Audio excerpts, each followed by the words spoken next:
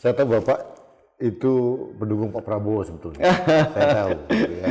Tapi Pak Prabowo dalam posisi yang sangat sulit sekarang. Ya kita tahu lah, tadi kita analisis semuanya. Apa yang ingin Bapak sampaikan ke Pak Prabowo? Saya hanya ingin sampaikan Bapak sehat, ya Pak Prabowo tetap sehat, dan coba Pak berpikir tentang masa depan bangsa ini.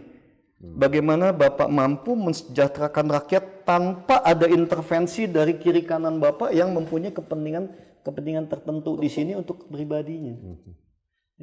Jadi jangan hanya menerima laporan apa adanya, tapi bagaimana mengecek check and balances dari laporan-laporan itu. Itu sebenarnya yang harus dilakukan oleh seorang pemimpin ya, termasuk Pak Prabowo di sini.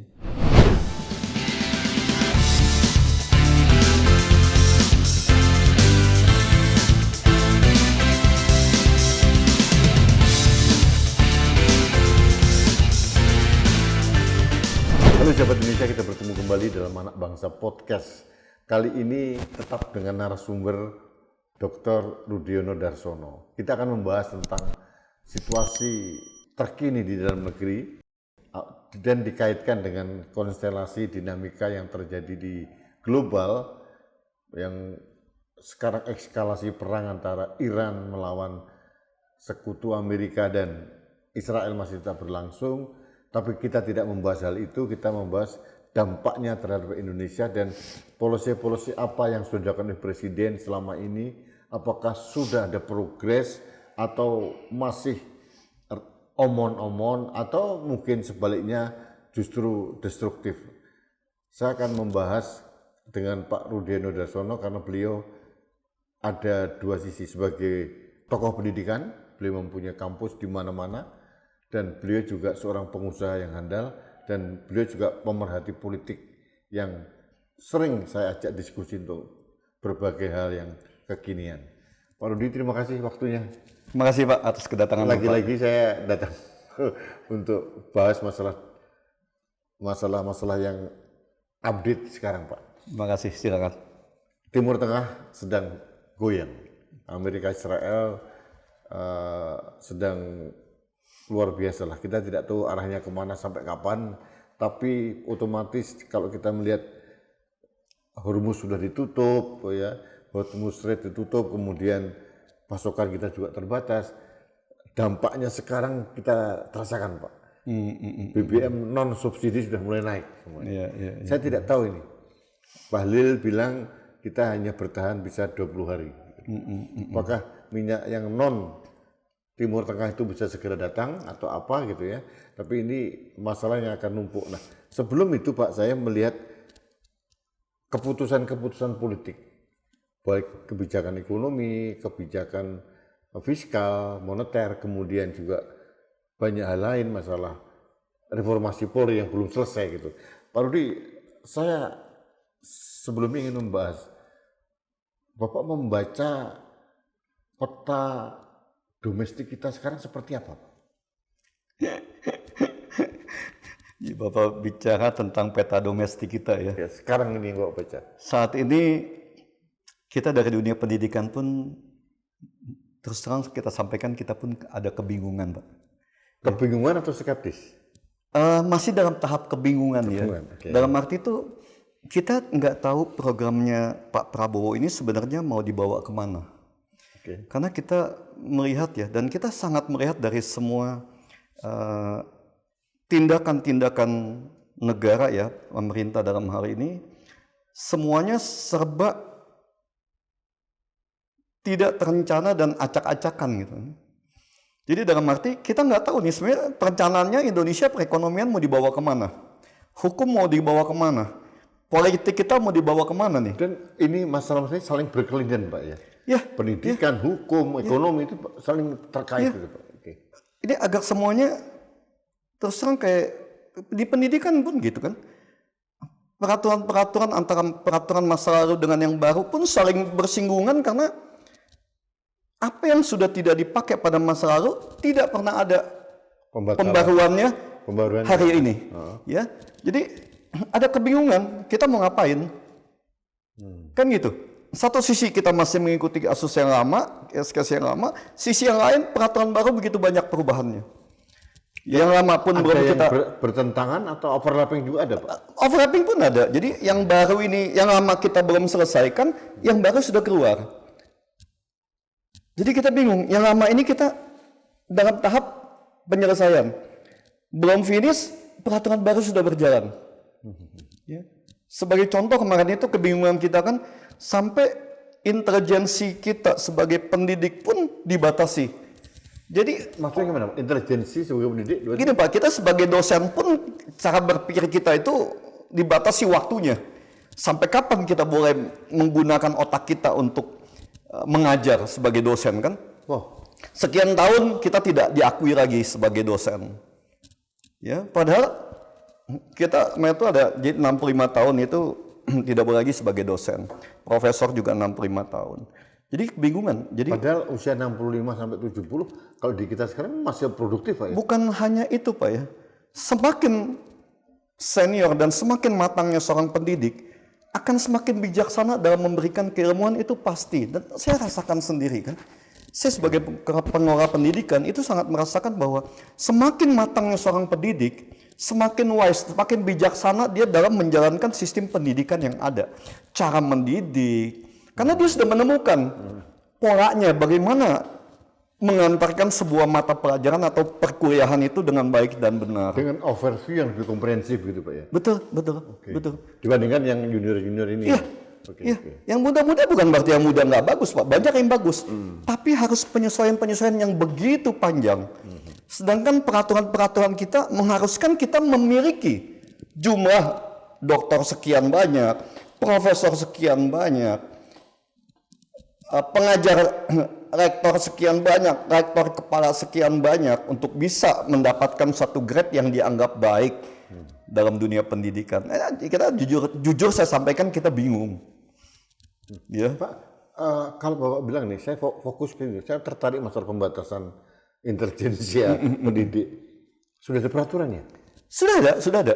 Itu peraturan itu dibuat tahun 2025 kemarin itu. Oh, berarti kabinet Pak Prabowo yang baru? Iya. Oke, Kementerian Saintek.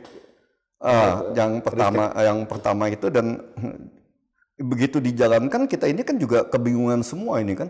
Bapak melihat tujuannya apa?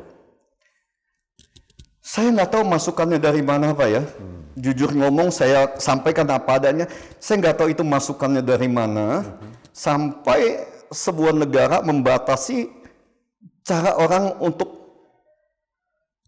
kapan waktunya stop untuk berpikir dan menggunakan pikirannya untuk kemajuan bangsa ini kan.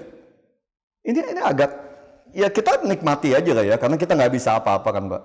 Ya kita nikmati aja tapi jujur ada satu kebingungan aja di antara kita. Pak, Bapak kan tadi sudah menyampaikan itu.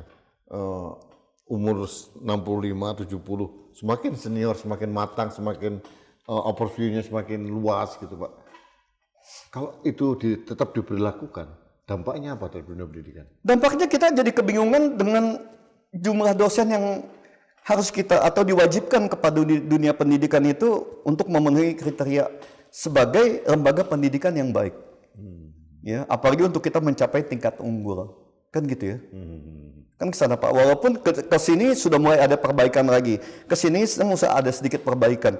Jadi saya berpikir, aduh ini kok peraturan dibikin pagi sore gitu kan. Pagi bangun tidur bikin peraturan, siang ini bangun begitu diskusi, oh iya saya salah. Pendidikan Pak, setahun atau 16 bulan Presiden Prabowo, ada perbaikan nggak dibandingkan zaman Jokowi? Perbaikan itu jelas ada ya Pak ya, perbaikan jelas ada. Tapi kebingungan-kebingungan pun juga tambah banyak juga. Ya, peraturan memperbaiki itu ada.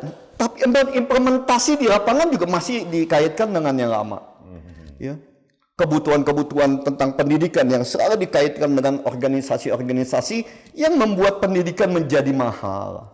Ya. Pemenuhan kewajiban dosen menjadi tambah sulit. Itu pun tidak terpecahkan. Jadi kebingungannya itu sangat tinggi hari ini memang. Pak, saya mau tanya Pak, Bapak kan mengelola pendidikan swasta gitu. Ini pertanyaan awam, seberapa besar sih negara membantu PTS swasta? saya jujur sampaikan ya sangat kecil apa ya, nggak ada. Jadi kalau bantuan terhadap negara itu cukup terhadap dunia pendidikan. Pendidikan swasta ini kan pada dasarnya membantu pemerintah untuk mendidik generasi muda kita karena ketidakmampuan atau kekurang mampuan perguruan tinggi negeri. Ya. Artinya gimana Pak? Di APBN kita ada nggak alokasi untuk membantu PTS? Ada, memang ada, kita akuin. Tapi itu juga saya harus jujur nggak jelas untuk kemana dan ngapainnya gitu kan. Nggak ini juga nggak konkretnya bagaimana, ada satu kebingungan di kita lah ya. Karena pernah katanya malah justru sering menolak itu. Kalau dikaitkan dengan peraturan-peraturan yang membuat kita bisa terjebak dengan suatu dalam tanda kutip kegiatan koruptif, itu kita tolak Pak. Jadi kita sampaikan kalau ingin bantu kepada mahasiswa kami, ya bantu pada mahasiswa, jangan kepada yayasan pendidikannya. Karena nggak ada manfaat. Mereka mau membuat yayasan pendidikan harus sudah siap dengan jiwanya sendiri, Pak. Ya, bahwa dia siap masuk ke dalam bidang sosial untuk mencerdaskan bangsa ini. Yang bermasalah adalah seberapa besar ini generasi muda Indonesia yang mempunyai kemampuan untuk melanjutkan pendidikannya sampai di perguruan tinggi. Itu yang jadi masalah, Pak. Pak, kalau kita melihat ya, ini saya masih ke pendidikan dulu Pak ya. Seberapa besar kesetaraan bantuan pemerintah kepada mahasiswa di PTN dibanding dengan PTS? Sama nggak bantuannya? Itu kayak bumi yang merangit lah Pak. Betul. Ya. Kalau boleh jujur Pak, ini kan diskriminasi. Ada ketidaksetaraan. Padahal dalam konstitusi itu ada kesetaraan. Bukan hanya tidak setara gini loh Pak ya. Kita ngomong yang sebagai orang bodoh aja deh. Ya pemerintah saya harap juga nggak sebodoh itu kan. Kita gini aja lah Pak ya. Pendidikan PTN itu semua pembiayaan kan dari negara Pak. Ya. Tapi mereka juga masih boleh menerima uang dari mahasiswa. Nah, kita harus bersaing dengan semua fasilitas negara yang dibiayai oleh negara. Dan perguruan tinggi juga boleh ngambil juga. Iya. Mencari mahasiswa penting kita harus sama-sama untuk bersaing dengan mereka. Di samping kita bersaing juga dengan sesama perguruan tinggi swasta. Ya, kok bersaing dengan perguruan tinggi swasta itu bukan suatu isu apa ya, no issue. Tapi disuruh bersaing dengan negara kan suatu pemikiran yang nggak nyambung saya Pak. Ya, PTN ini kan semua 100% dibiayai oleh negara. Mereka bisa mencetak profesor sendiri, mencetak doktornya sendiri. Dengan fasilitas lab, fasilitas segala macam. Fasilitas semua dari uang negara. Kan gitu. Nah, bagaimana caranya swasta dibuat suatu persaingan dengan negara pada saat ini kan? Jadi kan selama ini PTS itu survive sendiri, Pak. Iya, mereka harus bisa bertahan sendiri. Yang tujuannya dulu hanya untuk membantu, mensupport negara dalam mencerdaskan anak bangsa. Tapi pada ujungnya ke sini, ya kita dipaksa harus bersaing dengan orang yang dulunya kita bantu gitu loh Pak. Kan itu. Saya pengen lanjut Pak, tapi masih banyak yang harus dibahas. Kalau masalah pendidikan Pak Rudiono bisa sejam 2 jam ini Mas. Oke Pak, kita balik ke masalah ekonomi Pak. Ekonomi kita banyak yang mengatakan meskipun tingkat pertumbuhan ekonomi dikatakan 5,sekian persen dan sebagainya, tapi kan tidak berdampak pada sektor real. Gitu. Daya beli masyarakat tetap turun, kelas menengah turun, PHK di mana-mana, cari pekerjaan juga sulit gitu. Emak-emak juga banyak kesulitan gitu. Apalagi ditambah dengan situasi global sekarang, harga BBM juga sudah naik, LNG juga ada kemungkinan naik gitu. Kalau LNG naik otomatis listrik juga akan naik. Gitu, Pak. Nah, kalau itu dibebankan pemerintah untuk ke subsidi lagi gitu, artinya kalau kita melihat kondisi fiskal kita kan sudah sangat sempit Pak, bahkan defisit gitu. Nah, Bapak melihat kebijakan-kebijakan ekonomi di Kabinet dan Prabowo sampai sekarang, Bapak melihatnya seperti apa? Acak-acakan, Pak. Ini spontan saya katakan. Bapak akan melihat dalam perspektif sebagai seorang pengusaha ini, Ya, pelaku usaha. Saya dari sisi pengusaha, ya pebisnis di sini, kita harus jujur sampaikan bahwa ada suatu kekhawatiran dan kebingungan juga yang sangat tinggi, ya Pak ya, dengan situasi cara kerja dan sistem perekonomian kita pada hari ini. Semuanya serba unpredictable, karena gini Pak, ekonomi itu kan semua harus tertata dengan rapi dan harus bisa diperhitungkan. Itu sistem prinsip ekonomi Pak. Ya, kita harus, ya, kita harus bisa membuat sebuah prediksi ekonomi masa depan ini mau dibawa kemana dan mau ngapain. Tapi hari ini cerita tentang rencana seperti rencana Menteri Keuangan yang sebenarnya sangat baik Pak ya. Sangat baik itu. Itu pertama Pak Purbaya ini itu kita sangat mendukung. Oh ini kita punya harapan ini. Yang lebih baik lah dalam sistem perekonomian ke depan. Karena yang disasar itu adalah bagaimana memperbaiki dan membersihkan kekotoran-kekotoran dan koruptif pada sistem keuangan dan perekonomian kita. Terutama di pajak dan bea cukai. Iya, betul. Ya. Tapi tambah ke sini justru membuat sebuah kebingungan yang sangat tinggi buat kita. Karena terus terang Pak ya, kegiatan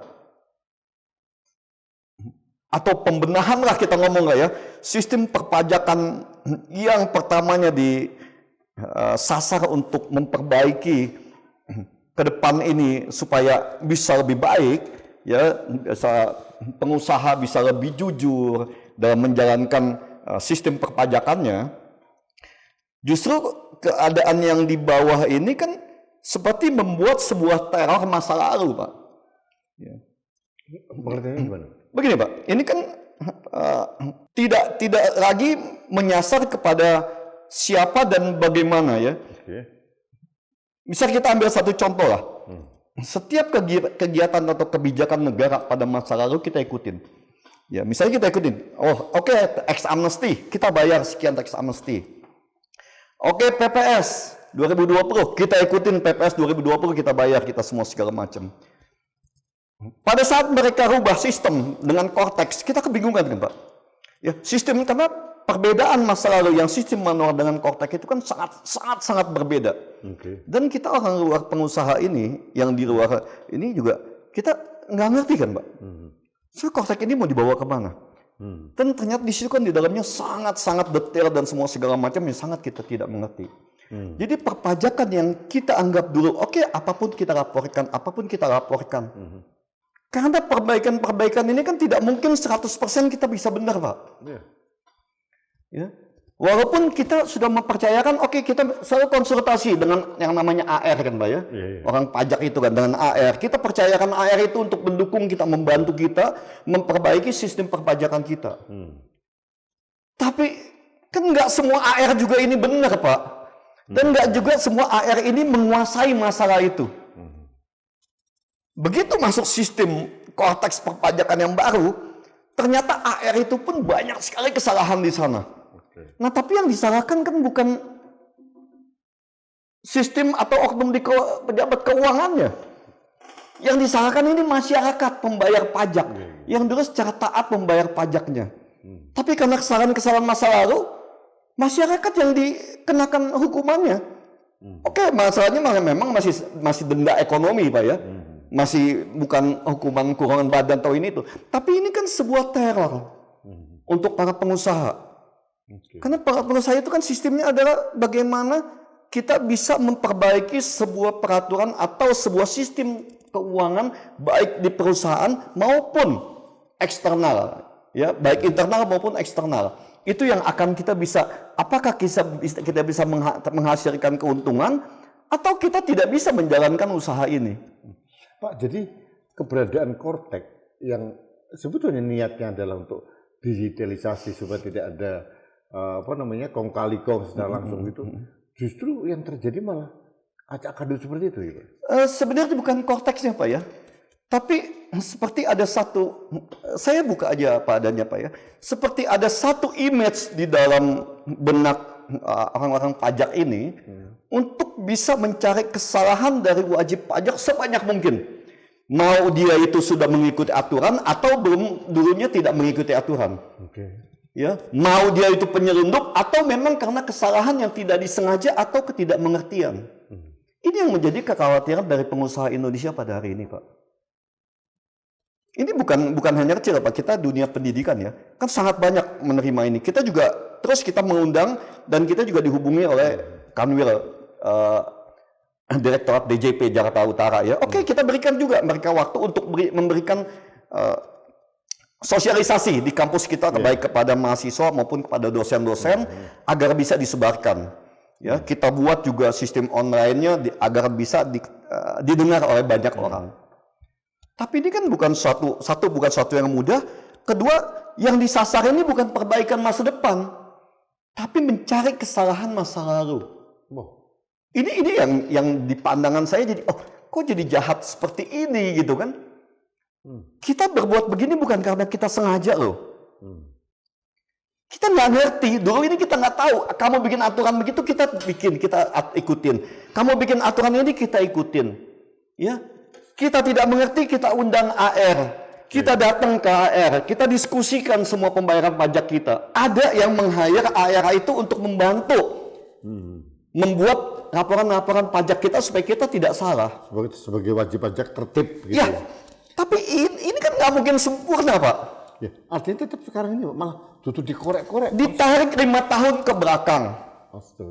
Ini sebuah teror yang saya bilang dalam sistem keuangan kita. Jadi saya nggak ngerti. Saya yakin pengusaha yang lain mengalami yang sama, Pak. Saya sangat yakin kalau dibuat seperti ini, mungkin bisa kita katakan 100% ini siapapun dicomot aja satu pengusaha pasti kena, Pak. Saya sangat yakin. Nggak mungkin 100% kita benar. Oke. Dengan persepsi seperti itu, dengan kesalahan kebijakan menurut saya sih, kenapa nggak bicara ke depan gitu? Kenapa harus resipokal, harus itu Pak, itu yang saya kaget dan heran ya. Jadi ini Pak Purbaya ini berpikir tentang bagaimana memperbaiki masa depan atau bagaimana kita menghancurkan yang sudah ada pada hari ini. Ini kan sama juga kita mengacak-acak, kita menghancurkan apa yang sudah ada pada hari ini, Pak. Ya, membuat teror dan ketakutan di dalam pengusaha lokal sendiri, pengusaha Indonesia kan. Dan saya dengar juga pendapatan pajak juga semakin menurun, Pak. Sekarang. Ya, karena orang lebih baik tidak punya usaha pada hari ini. Lebih baik saya tidak berusaha daripada ada satu kekhawatiran 5 tahun ke depan kita akan diperiksa lagi ini semuanya nih. Kan seperti itu jadi, Pak. Ya. Itu yang terjadi di pajak, Pak. Yang sudah ada, yang terlanjur ada pun, ya sudah. Kita bertahan apa adanya, dan kalau kita bisa perkecil, kita akan perkecil usaha kita. Karena satu tekanan-tekanan peraturan yang tidak mungkin kita lawan sebagai pengusaha. Dan itu ada dampaknya kepada pekerja, segala macam masa depan ekonomi. Iya, yang pasti kan pasti ke depan ini kita nggak akan bisa sangka PHK akan tambah banyak. Pasti itu. Ya. Itu dapat kita pastikan, Pak. Karena pengusaha-pengusaha sekarang organik, Pak, itu. Ya, karena kesalahan dari pemerintah sendiri itu. Iya. Enggak tahu kebijakan Pak Purbayanya ke bawah atau memang di bawahnya yang sengaja seperti mencari-cari agar bisa mendapatkan satu, mungkin kalau kita ngomong jeleknya ya cari muka lah, bahwa saya bisa mencetak pajak sekian, gitu kan? Kita juga nggak tahu, Pak. Tapi yang jadi korban pasti pengusaha. Padahal yang buat peraturan dan sistemnya pada masa lalu ya penguasa masa lalu juga kan, Pak. Birokrasi masih yang sama. Birokrasi masa lalu yang kita sebagai pengusaha pasti kita ikutin. Pasti kita ikutin. Apalagi saya sebagai dunia pendidikan, Pak ya. Enggak lah, kita nggak mungkin kita mau nyorong uang pajak. Tapi kan banyak yang kita tidak mengerti. Pajak, Pak. Saya dapat poinnya sekarang. Bapak juga melihat sebagai pelaku pasar saham yang terjadi kemarin pengunduran besar-besaran Direktur BII, Bursa Efek Indonesia, OJK dan sebagainya. Saya ingin melihat sebagai pelaku pasar saham apa yang terjadi. Gini Pak ya ini saya jawab lah karena saya juga salah satu, kita juga main lah ya, walaupun sedikit kecil-kecilan kita main lah di pasar saham ya. Ya tindakan OJK yang mengandeng Barreskrim kemarin ini, ya proses dari Shinhan Sekuritas, ya diperiksa semua segala macam, dodok disita ini itu, toto nggak ada kabar, selesai, kan? Nah, kita nggak tahu ini bikin ngaco atau bikin kacau atau hanya bikin orang takut atau hanya mau bikin negosiasi di sana. Itu yang pertama. Yang kedua, kemarin pemeriksaan di Mirai Sekuritas, ya. Gini loh Pak, kita yang tadi saya sampaikan ke Bapak, jadi ada satu keanehan. Sebenarnya kita ini mau memperbaiki masa depan atau mau mengacak-ngacak hari ini dengan kejadian masa lalu. Ya. Kalau mengacak-ngacak kejadian masa lalu, kenapa sih selalu pengusaha rakyat yang dijadikan korban? Pengusaha rakyat bisa berbuat seperti itu, pasti dapat dipastikan ada keterlibatan atau ada ikut sertanya penguasa pada hari itu. Policy makernya. Birokrat pasti terlibat, dapat dipastikan dia terlibat. Karena ngapain aja dia waktu itu Pak? Kenapa hari ini bisa ketemu, waktu itu dia nggak ketemu? Kan kita bisa langsung berpikiran Pak. Ya.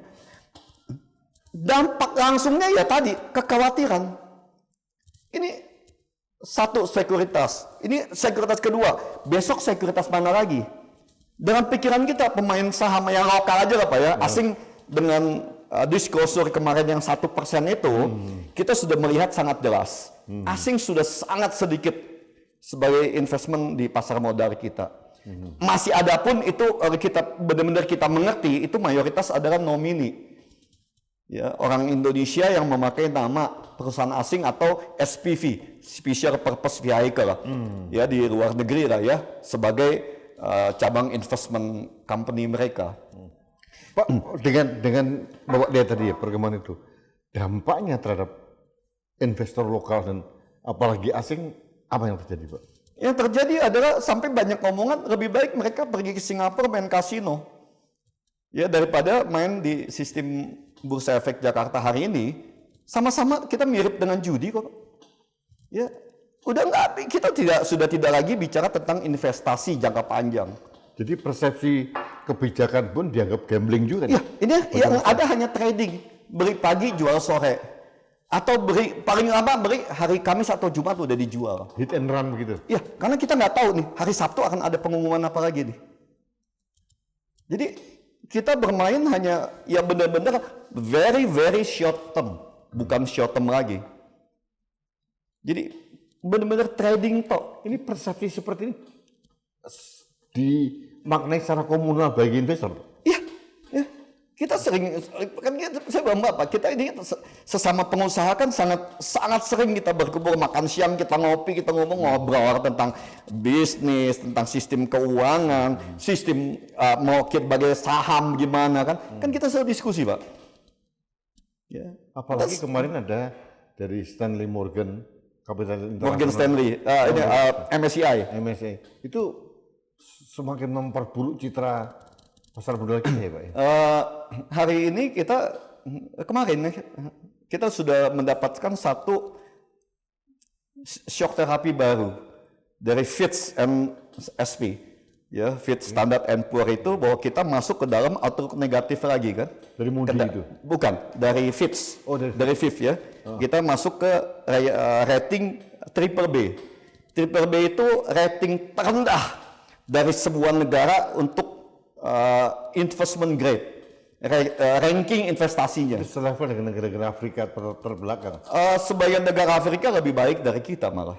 Ya, jadi kita ini masih berada dalam investment grade, tapi pada titik terendah.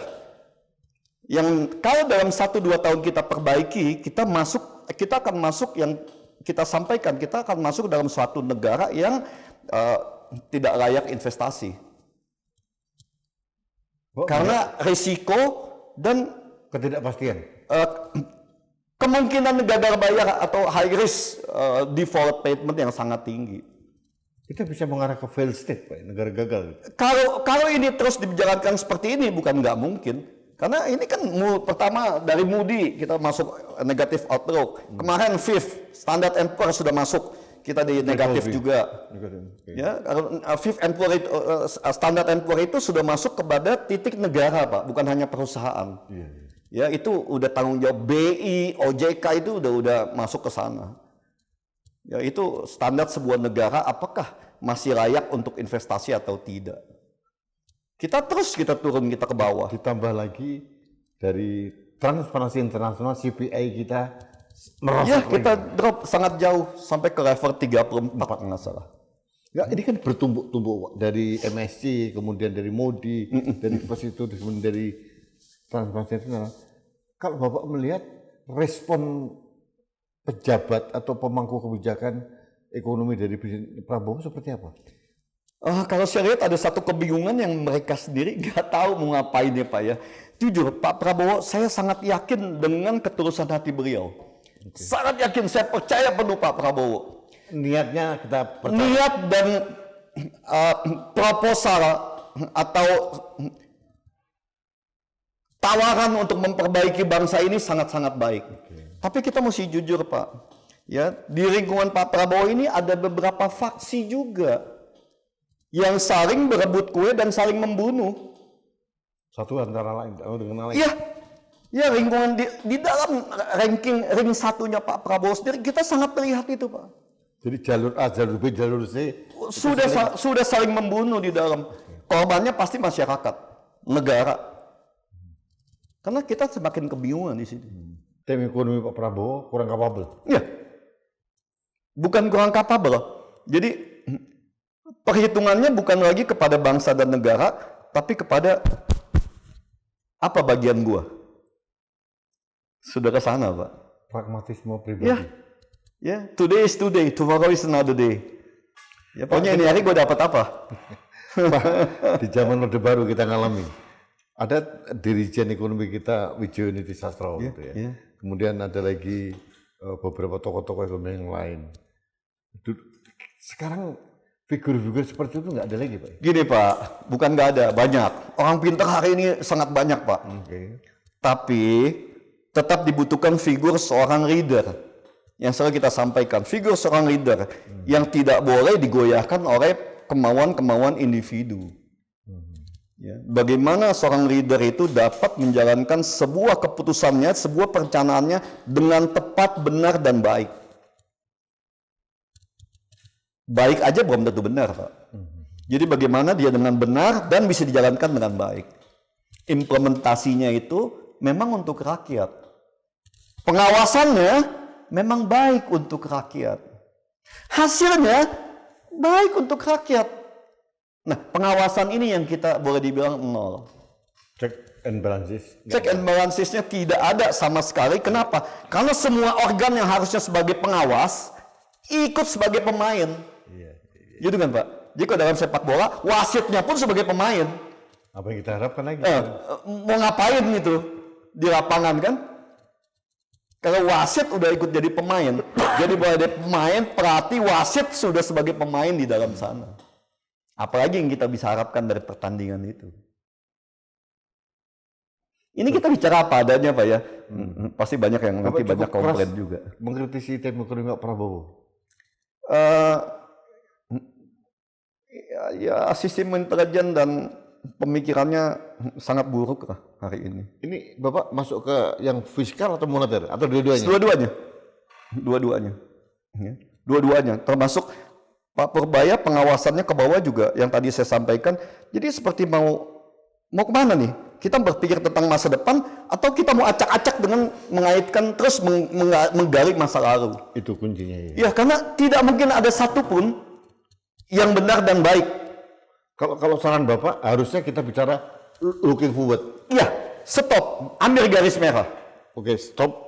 Ya. Kita bicara ke depan. Dan ini saya pernah sampaikan seperti apa kita pernah bicarakan Pak. Ambil garis merah di sini, declare semua kekayaan masa lalu, buka. Ya, kita tidak akan periksa. Kita melihat ke masa depan. Harusnya seperti itu kan Pak. Masa lalu oke, bukan berarti kita nggak ini loh. Kamu nggak declare nggak apa-apa. Tapi harta kamu nggak bisa dipakai lagi. Ya kamu simpen aja itu uang kamu, tapi nggak bisa dipakai. Nah, kita menuju masa depan. Bagaimana kita di garis merah di titik ini, kita mulai semua perbaikan yang ada. Itu akan jauh produktif Pak ya. Oh, sangat Cina menjalankan ini, Pak. Kamu nggak apa-apa, kamu nggak usah lapor. Ketahuan, kamu pakai duit masa lalu yang tidak kamu laporkan. Kalau pejabat kamu ya tembak mati kan. Kalau kamu pengusaha ya kita miskinkan, kita ambil semua kekayaan itu. Kan itu harusnya, Pak. Ya, tapi tidak mengorek sesuatu yang sudah lewat. Baru kita bisa bicara tentang bahwa Indonesia nih masa depannya akan seperti ini. Kalau ini kita mau ngarepin apa, Pak? Hah? Ngarepin masa lalu yang diacak-acak, yang di depan ini sekarang orang jadi takut. Semakin tidak. Nanti ganti rejim, ini mau jadi apa lagi nih nanti ini kan? Dia ganti sistem lagi. Pak, distrust para pengusaha, pelaku usaha terhadap kebijakan-kebijakan pemerintah yang sering gonta-ganti itu tinggi sekali, Pak. Bukan distrust, Pak ya. Kita tidak bisa bicara masalah percaya tidak percaya, enggak. Tapi kita bicara kita mau ngapain? Kita sampai sudah pada titik bukan masalah percaya atau tidak percaya, karena ini kita berhadapan dengan negara kan. Kita mau ngapain? Kita mau cari uang. Yang di ujungnya itu kita nggak tahu uang yang kita cari itu akan jadi apa. Apakah bisa bermanfaat buat kita atau akan dikorek lagi dijadikan sebuah manfaat untuk bahan pemerasan ke depan. Ini kan semacam pemerasan. Wow. Ini yang terjadi kan itu, Pak. Ini saya bicara apa adanya, Pak ya. Situasi situasional yang ada pada diri pengusaha Indonesia hari ini. Kita nggak bicara tentang investasi asing lah, ya enggak lah. Investasi asing udah sangat terlihat kok. Semua orang bisa tahu. Jadi pejabat nggak usah banyak bicara tentang kebohongan-kebohongan politik lah. Ya kita pengusaha kita semua tahu kok. Dan investor asing itu mempunyai data yang sangat lengkap, valid, sangat lengkap untuk melihat, ya, mempersepsikan Indonesia seperti apa. Mulai dari kepastian peraturan, kepastian hukum, pemerasan oleh oknum, semua segala macam mereka punya data itu. Artinya kalau sekarang investor asing enggan datang ke Indonesia dengan parameter yang tadi bisa dimengerti. Ya, ini situasi yang ada, Pak ya. Jadi kita buka-bukaan. Jadi kalau Bapak minta saya bicara, ya saya bicara apa adanya. Ini realita yang terjadi. Ini realita yang terjadi. Ya, sebagai pendidik, sebagai pengusaha, ya ini situasi yang ada. Ya. Bagaimana situasi ini membuat sebuah ketidakstabilan pengusaha dalam mau atau tidak menjalankan investasinya di negara kita. Ini yang terjadi pada hari ini. Bapak sebagai pengusaha, Bapak melihat nggak bahwa ekonomi kita di sektor real terutama, Pak, itu sedang tidak baik-baik saja. Bukan sedang tidak baik, sedang terpuruk. Daya beli ya rendah sekali. Sedang terpuruk. Kita nggak usah bicara baik atau tidak baik-baik, kita sedang terpuruk, Pak. Rasa kebingungan dan kekhawatiran yang sangat tinggi. Rasa kebingungan ya dari para pengusaha ini sendiri. Karena ketidakpastian. Ya, semuanya. Ketidakpastian hukum atas sebuah peraturan, ketidakpastian masa depan mau bagaimana, ya. Kekhawatiran tentang masa lalu yang selalu dipersalahkan. Ya, kelakuan penguasa atau birokrat masa lalu, pengusaha yang disalahkan juga. Saya lihat begini, Pak, kasus bencana Sumatera ini. Ada 128 perusahaan HPH, kemudian pertambangan sawit dan sebagainya yang dibekukan. Gitu. Iya. Pertanyaan saya waktu itu dulu, kenapa hanya mereka? Mereka 99% legal, berizin. Kalau berizin otomatis kan ada yang memberikan izin. Iya. Ini nggak diutik-utik, Pak. Ya, emang itu yang saya sampaikan kepada Bapak. Jadi pengusaha ini hanya sapi perah. Ya, mereka yang diminta atau diberikan izin berusaha sesuai dengan aturan masa lalu, atau memang ada pengusaha yang ingin menjalankan usahanya dengan segala cara, tapi kan tidak mungkin tidak melibatkan penguasa atau birokrat pada masa itu. Izin kan dari mereka, Pak. Kalau mereka tidak mengeluarkan izin, apa yang bisa? Kan tidak bisa. Dan siapa pengawas pada hari itu? Siapa pemberi izin pada hari itu? Nah, harusnya ini yang dikejar. Masalah utama kan rusaknya moralitas penguasa pada hari itu. Dan sekarang yang menanggung akibatnya para pengusaha. Pengusaha. Dan pengusaha, rakyat ujungnya. ya. Kalau dia tidak mengikuti sistem pada hari itu, dia tidak bisa berusaha. Dia ikutin sistem pada hari itu yang harus menyuap dan menjogok. Hari ini mereka jadi korban. Kan itu. Ini kenyataan yang harus kita terima, Pak. Oke, saya sudah nangkep, Pak. Kita melangkah segmen berikutnya tentang kepastian hukum, kepastian penegakan hukum. Saya mengalami, Pak, saya sekalian curhat. Saya membongkar ada dugaan potensi kerugian negara, korupsi yang dikonfirmasi dengan rekomendasi dan LAHP Ombudsman RI lembaga negara memang terjadi. Kita suarakan ke ruang publik sebagai upaya saya sebagai aktivis anti korupsi, partisipasi publik gitu. Ini tidak diapa-apain, justru saya dikriminalisasi. Oke, saya terima, fine. Karena sistem hukumnya seperti itu. Saya bisa melihat memang ternyata sistem peradilan kita seperti itu. Nah, ini kecil, Pak, saya gitu. Hanya biji sejarah. Kalau Bapak melihat secara komprehensif, kepastian penegakan hukum di negeri kita seperti apa? Gini, Pak, ya, masalah sistem kepastian hukum yang tadi Bapak sebut kriminalisasi, itu kita mungkin lebih pada rekayasa kasus ya. Ya, rekayasa permainan para mafia kasus atau makar kasus karena adanya sebuah sistem hukum yang begitu rusak. Bisa dibeli. Bukan hanya bisa dibeli, tapi mereka memang menyiapkan atau menyediakan fasilitas kepada makar-makar kasus ini untuk bermain di lingkungan wilayah kerja hukum mereka. Ya, jadi kalau nanti ya nggak ada masalah lah saya dibenci atau gimana ya. Ya. Kalau nanti mau dikonfirmasi silakan datang kepada saya akan berikan juga semua yang Bapak sampaikan tadi gitu kan ya. Jadi maka kasus ini memang diberikan ruang dan diberikan tempat oleh para penguasa hukum hari ini untuk bermain. Dan maka sebagian oknum pengacara itu mereka dapat dikatakan berkantor atau mempunyai kantor di markas kepolisian itu sendiri, di markas penegak hukum. PH itu ya? Ya, rusaknya sampai ke sana. Kalau Bapak melihat, Pak, ini ketidakpastian hukum dan ini politisasi hukum, kemudian pemanfaatan hukum dan sebagainya, APH ini, karena ada 3 layar nih, Pak, polisi, jaksa, hakim. Sebenarnya yang paling parah atau harusnya membenahinya dari mana, Pak? Begini, Pak, ya, kita mau bicara ini kan masalah harus dimulai dari kepolisian. Kalau kita bicara masalah rekayasa kasus ini ya, memang rusak di sini rusak. Kita akuin sangat rusak yang saya bilang Bapak tadi. Jadi oknum-oknum pengacara ini mereka seperti diberi ruang untuk mempunyai kantor atau markas di kantor atau markas kepolisian itu sendiri. Ada?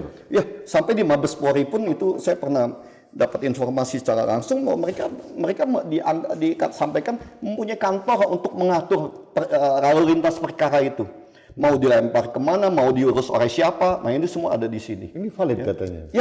Ya, saya dapat informasi langsung itu mengenai seperti itu, Pak ya. Jadi tentang dugaan permainan oknum pengacara itu yang bekerja sama dengan oknum pejabat, oknum sedikit lagi, Pak ya. Ya, dan nggak mungkin ada di markas mereka kan, dengan oknum pejabat di markas kepolisian tersebut untuk mengatur kasus-kasus itu. Itu yang pertama. Yang kedua, seperti kasus-kasus pencemaran nama baik, Pak ya. Itu nggak bisa langsung diperiksa tentang pencemaran nama baiknya. Yang paling utama itu ada pencemaran nama baik tentang apa nih? Kasus korupsi. Nah, kasus korupsinya sudah diperiksa belum? Bener atau enggak? Terbukti atau tidak? Sudah inkrah belum? Iya. Ya, kalau ini belum diperiksa, sama seperti kita TPPU, kita bicara tentang pencucian uang, Pak. Iya. Kalau kasus korupsinya atau kasus penipuan atau kasus manipulasinya ini belum terbukti, belum diperiksa, dijalankan TPPU, terus uang siapa yang dicuci, Pak? Kasus pencemaran. Iya. Kalau ini korupsinya belum diperiksa, kasus utamanya belum diperiksa, siapa yang dicemarkan? Itu yang saya alami, Pak. Karena nggak bisa, Pak. Kalau kasus utama ini belum diperiksa, hukum mana yang bisa mengatur ini melompat kepada fitnahnya yang diperiksa? Apa yang difitnah?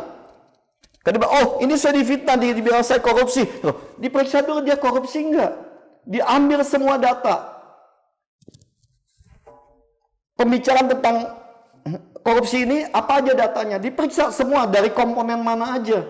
Apalagi sudah diberikan data bahwa dari PPT, ATK ada ini loh, dari Ombudsman ada ini loh, dari ini ada ini. Nah diperiksa semua di sini. Kalau sini sudah diperiksa, sudah masuk pengadilan inkrah bahwa ini tidak terbukti, tidak ada korupsi, boleh diperiksa kemari. Kasus pencemarannya. Jangan diperiksa kasus pencemaran sebelum ini benar-benar terbukti tidak ada perbuatan jahatnya. Ini kan sistem hukum yang ada, Pak. Tapi Indonesia ini sistem hukum yang saya sampaikan, apa sih yang nggak bisa dibikin mereka? Apapun mereka bisa bikin dengan dan atas nama koordinasi. Pak, agak jauh lagi Pak. Bapak melihat ya, kita semua melihat Tom Lembong diabolisi, ada yang direhabilitasi dan sebagainya. Bapak melihat, membaca pada saat Presiden mengeluarkan hak prerogatifnya, abolisi berarti kan meniadakan kasus. Rehabilitasi juga sama, hampir sama gitu. Artinya kan seharusnya ada koreksi dalam proses penegakan hukum ini gitu. Kalau Bapak melihat seperti apa? Penerapan hukum yang ngawur, karena gini Pak, mereka sebagai menteri atau sebagai pejabat itu, ya dari mana mereka menerima perintah? Kan pasti ada yang memerintah Pak. Menteri, oh diperintah presiden, periksa dulu presidennya. Pokoknya diperiksa dulu atasannya, apa perintahnya? Apakah ada subordinasi atau ada memang permainan koruptif di dalam sini? Ada mensreanya aja. Mensreanya di mana? Itu gini Pak ya. Sebuah tindak hukum di dalam hukum pidana, mens rea adalah unsur terpenting. Ada nggak mens reanya? Aktus reusnya. Ya. Oke. Kalau seorang tidak mempunyai mens rea membuka untuk memperbaiki sistem hukum pada bangsa ini atau memberitahukan kepada negara, di sini ada maling loh. Ini tidak bisa dihukum Pak kalau dia tidak punya mens rea, apalagi kalau niatnya untuk memperbaiki bangsa ini. Itu nggak boleh negara menghukum orang yang cinta kepada negeri ini. Nggak bisa Pak. Itu yang kita sebut rekayasa hukum untuk menutupi kasus hukum sebenarnya. Nah permainan ini harus dibongkar semua. Kalau kita mau punya negara dengan sistem hukum yang baik.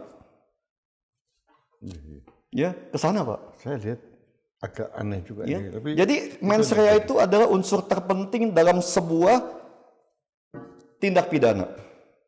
Pembuktian tindak pidana. Mens rea ini salah satu unsur terpenting. Makanya KUHP itu mengatur dengan sangat cermat. Ya. Tapi kan KUHP itu tergantung kepentingan penegak hukumnya Pak. Kalau penegak hukumnya menganggap, oh ini saya nggak usah pakai, saya koordinasi aja dengan kejaksaan atau pengadilan, mereka pun nggak bisa apa-apa. KUHP itu seperti pisau Pak. Ya. Tergantung siapa yang memegang. Betul. Untuk tujuan apa? Iya. Oke. Tergantung kepentingan. Iya. Itu yang kenyataan yang harus kita terima. Pak. Bapak melihat masalah ini penegakan hukum. Ini kan dari hulu sampai hilir itu Pak. Itu masih punya banyak problem Pak yang harus kita. Banyak sekali Pak. Sampai hari ini pun masih sangat tinggi. Oke, kita fokus yang pertama nih Pak. Ini inline dengan Komisi Percepatan Reformasi Polri. saya punya cerita begini Pak. Komisi Percepatan Reformasi Polri yang resmi dibentuk oleh Presiden, dibentuk tanggal 7 November tahun lalu Pak. Artinya diberikan mandat bekerja 3 bulan. Sudah selesai tanggal 7 Februari. Dan saya mendengar dari salah satu anggota mereka sudah mengajukan pertemuan dengan Presiden, tapi sudah hampir sebulan ini tidak ada respon. Nah, ini kondisi faktual yang terjadi. Nah, apa yang Bapak baca dari situasi ini? Komisi Reformasi Percepatan Polri, pemerintah serius nggak? Bukan serius nggak serius Pak ya, tapi berani nggak sih menjalankan peraturan itu dengan baik dan benar? Ya tadi kita sampaikan, Pak Prabowo ini mempunyai sebuah niat yang sangat tulus untuk masa depan bangsa ini.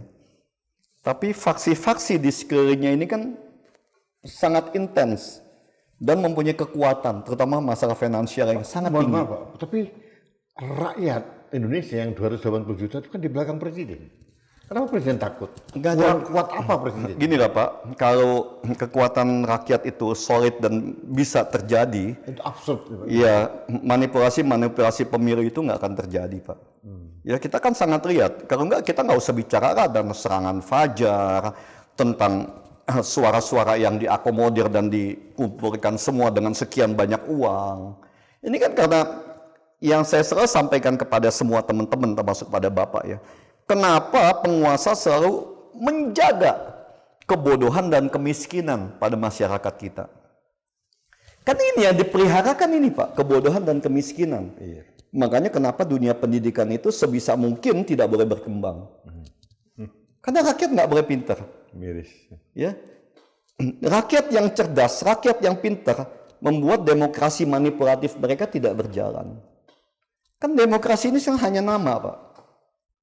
Sistemnya adalah jual beli suara karena kemiskinan dan kebodohan rakyat. Demokrasi hanya packaging. Ya, demokrasi itu seolah-olah yang ya gini lah ya. Dulu kita bisa masih menutup-nutupi.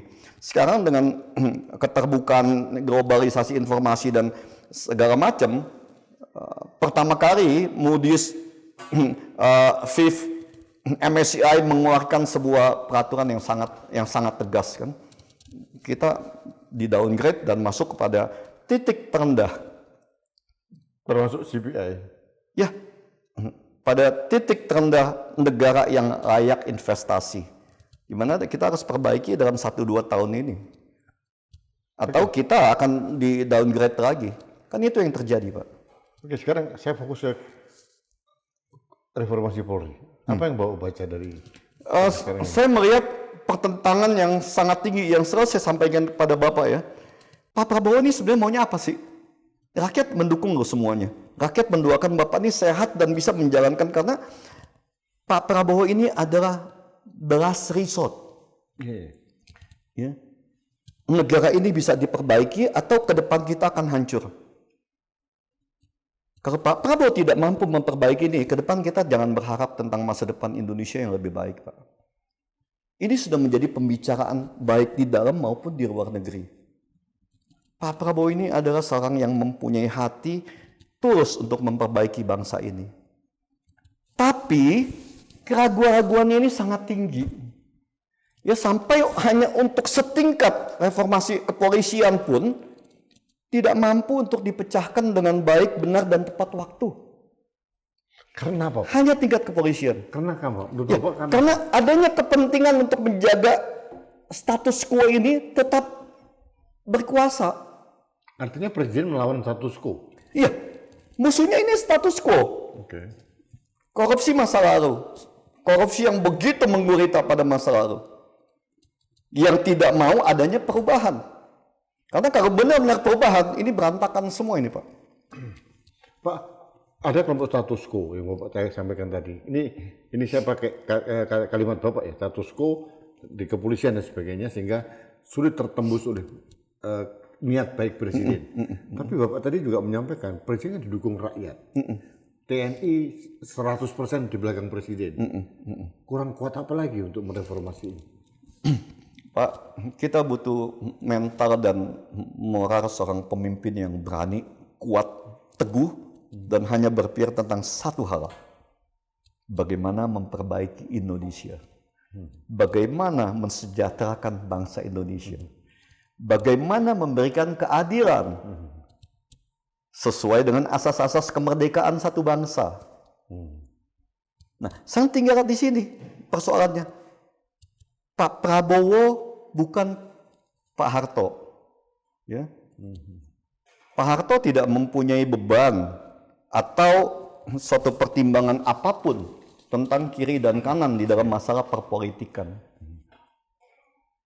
Makanya kita bisa mendapatkan kenyamanan, keamanan, dan kedamaian pada masa Pak Harto pada hari itu. Saya juga waktu saya pernah dicoba, siapa yang mau menyangkal bahwa kita sangat aman, nyaman, dan damai zaman Pak Harto. Karena ada strong leadership. Strong leadership dan fix bahwa semuanya itu untuk Indonesia. Semuanya under control Pak Harto.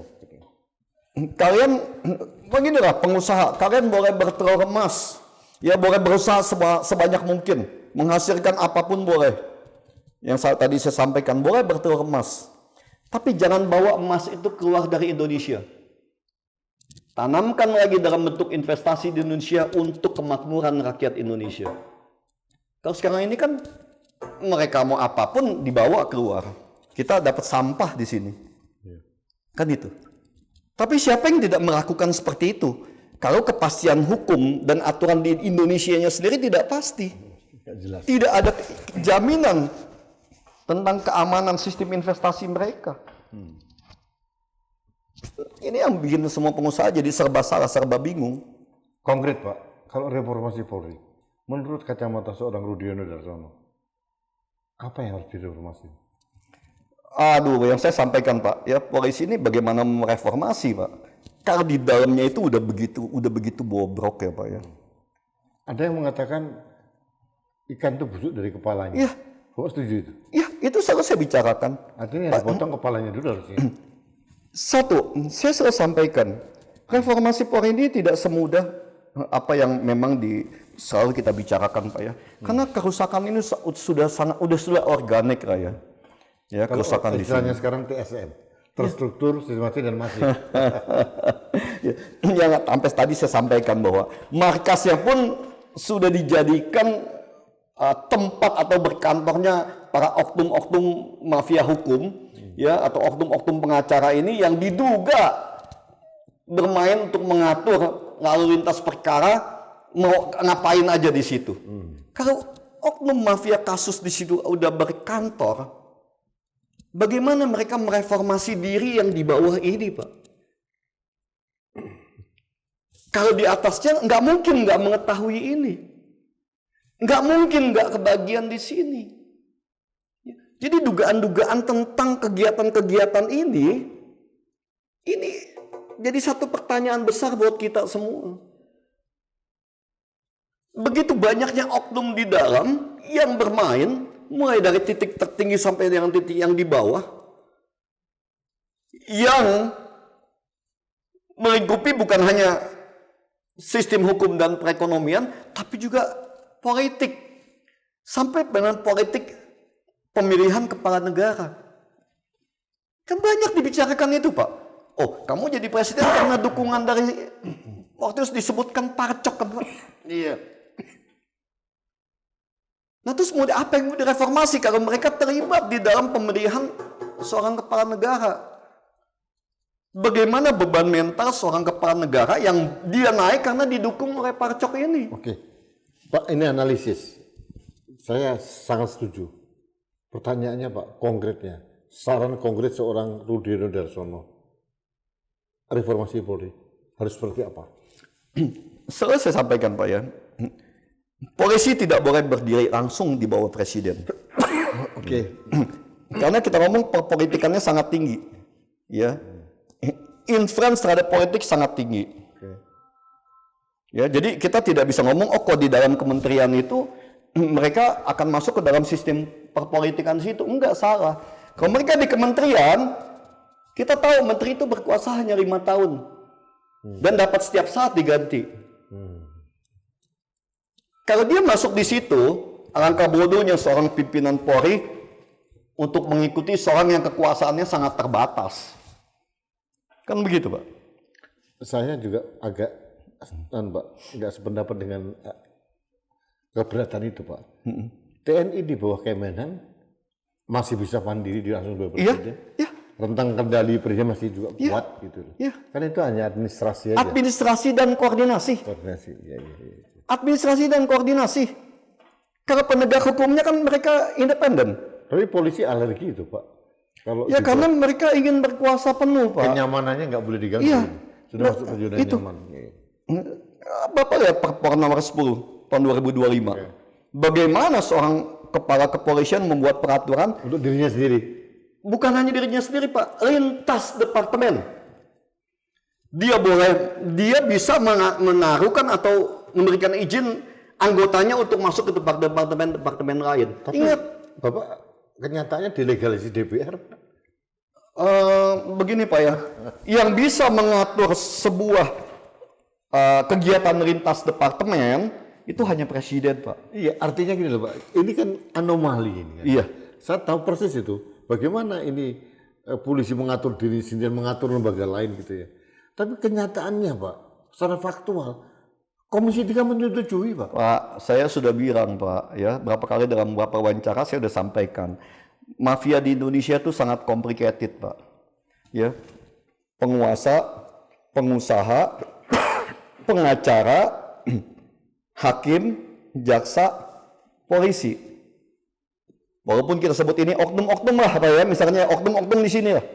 Tapi oknumnya banyak-banyak semua. Oknumnya banyak-banyak di sini kan. Bagaimana Bapak memperbaiki sebuah konklusi yang sangat atau sebuah gimana ya, sebuah kerjasama yang begitu erat, saling menguntungkan, saling mengamankan dan saling menikmati. Penguasa menggunakan kekuasaan hukum, menggunakan penguasa untuk bermain hukum, berkoordinasi dengan jaksa dan hakim untuk melegalisir semuanya, menggunakan pengacara sebagai mediator untuk mengatur hukum ini. Nah, terus apa lagi yang Bapak mau harapin?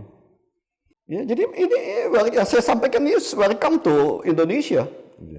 Ya. Mafia kita complicated Pak, saling menjaga dan saling menguntungkan. Jadi kalau Bapak bilang DPR menyetujui ini, ya kita juga nggak tahu apa penguasa ini kalau nggak terlibat terus ngapain dia dengan gajiannya, gaji DPR itu? Iya. Ada teriakan-teriakan menyala Kapolri katanya ada. Ini miris ya Pak. Ya. Jadi Bapak tadi saya bilang di awal tadi check and balances sudah mati. Ya, jadi kita ya jangankan satu lembaga Pak ya, mungkin seorang siapapun bisa untuk membuat atau memberi survei-survei dari lembaga-lembaga survei yang memang bisa dibeli kan, kan gitu. Ya kita sebutkan ya, kita lembaga survei Rudiono Darsono bisa 99% mungkin. Iya, kita punya lembaga survei Pak, ya karena kita dunia pendidikan kita selalu melaksanakan survei-survei, tapi kita hanya untuk internal kita, ya. Kita nggak Rudiono punya nggak bisa dibeli Pak. Banyak yang independen dan masih bagus juga banyak Pak. Ya, ya tapi jujur ngomong dengan kita melihat approval rate tidak bisa mencerminkan kondisi negara nggak usah pakai survei lah, kalau kalian bagus rakyat pasti dukung kok. Ngapain negara itu uang rakyat, uang pajak yang kalian pakai untuk biaya survei. Kalau bukan uang rakyat, uang pajak pasti uang memeras atau uang korupsi. Kan itu aja Pak. Kok nggak dari mana mereka pakai dana itu? Pak Rudi, terakhir saya tahu Bapak itu pendukung Pak Prabowo sebetulnya. Saya tahu. Ya. Tapi Pak Prabowo dalam posisi yang sangat sulit sekarang. Ada, ya kita tahu lah, tadi kita analisis semuanya. Apa yang ingin Bapak sampaikan ke Pak Prabowo? Saya hanya ingin sampaikan Bapak sehat, ya Pak Prabowo tetap sehat, dan coba Pak berpikir tentang masa depan bangsa ini. Bagaimana Bapak mampu mensejahterakan rakyat tanpa ada intervensi dari kiri kanan Bapak yang mempunyai kepentingan tertentu di sini untuk pribadinya. Jadi jangan hanya menerima laporan apa adanya, tapi bagaimana mengecek check and balances dari laporan-laporan itu. Itu sebenarnya harus dilakukan oleh seorang pemimpin ya, termasuk Pak Prabowo di sini. Karena saya sampaikan, saya salah satu pendukung yang sampai hari ini saya 100% saya dukung Pak Prabowo. Karena Prabowo itu yang tadi saya sampaikan, he is the last resort for Indonesian better tomorrow. Ya, untuk Indonesia yang lebih baik nih besok. Kita tinggal punya Pak Prabowo hari ini. Jadi kita masuk ke dalam satu persimpangan jalan yang kita abis ini kalau ini kita nggak tahu akan kemana Pak. Kalau Pak Prabowo tidak mampu mencerahkan masalah ini, kita nggak tahu masa depan Indonesia akan kemana Pak. Masa depan NKRI maksud saya ya. Jadi kalau kayak Uni Soviet kan mereka tinggal jadi Rusia misalnya kan. Pecah-pecah terbelah. Nah, kita nggak tahu, kita tidak menginginkan hal itu lah. Nah, kita tidak menginginkan NKRI menjadi seperti itu kan Pak. Ya. Pak Rudi, terima kasih waktunya. Terima kasih Pak. Cukup lengkap, saya mohon maaf kalau saya agak keras juga. Tidak ada maksud apa-apa. Saya hanya ingin Indonesia mempunyai masa depan lebih baik. Saya sangat mengerti. Sahabat Indonesia, itulah sahabat saya Dr. Rudiono Darsono. Selalu memberikan pencerahan secara terbuka, tanpa tedeng-eleng, tanpa pretensi, dan tanpa provokasi apapun. Apa yang disampaikan beliau adalah bagaimana memotret Indonesia kekini dan memberikan solusi harus seperti apa. Beliau, saya tahu pendukung Pak Prabowo, tapi beliau juga saya lihat agak frustasi juga dengan apa yang dilakukan Pak Prabowo, terutama pembantu-pembantu beliau ini. Saya berharap apa yang disampaikan oleh Pak Rudiono Darsono menjadi masukan kepada Pak Prabowo dan tim-tim ekonomi atau tim-tim di sekitar Pak Prabowo untuk menciptakan kebijakan yang mulai agak sedikit out of the box gitu, sehingga yang disampaikan oleh Pak Rudiono Darsono dalam persepsi investor dunia, Indonesia negara yang sangat tidak mempunyai masa depan saat ini. Nah, bagaimana kita merubah itu? Tergantung Anda para pembantu-pembantu presiden. Jangan jerumuskan Presiden Prabowo ke dalam legacy yang sangat tidak baik untuk orang sehebat seorang Prabowo. Terima kasih, kita bertemu kembali dalam Anak Bangsa Podcast selanjutnya. Sampai jumpa.